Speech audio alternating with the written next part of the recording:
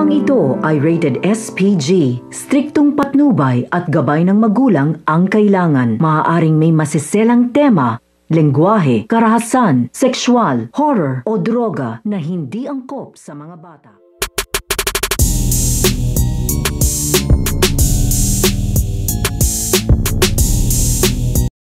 Ang pag-iimbestiga at ang pag-aaral nito nga ni Mang Rolando dito nga sa mga extra. Dahil palaisipan nga dito nga kay Mang Rolando kung paano nga daw ba nagiging extra ito nga daw mga tao at nawawalan nga sila sa kanilang mga sarili. At sa kanyang pag-iimbestiga ay dito na nga niya napatunayan at sigurado na nga dito ito nga si Mang Rolando dito nga sa kanyang napag-aralan na ito nga daw building crystal ang sumasapi nga daw dito nga daw sa mga tao at yun nga daw ang dahilan kung bakit nagiging extra nga daw dito ito nga daw mga tao at nagkakaroon nga daw ito ng kapangyarihan. Kaya nga ito nga si Mang Rolando ay sigurado na nga siya dito nga sa kanyang napag-aralan at sa isang banda ay nagpapatuloy naman dito sa pagpapractice ito nga si Ding sa turo nga dito nito nga ni Master dahil palagi nga silang magkasama at palagi nga sila nagkikita at nagpa-practice nga sila dito nga sa kabundukan upang mas magumaling nga dito makipaglaban ito nga si Ding.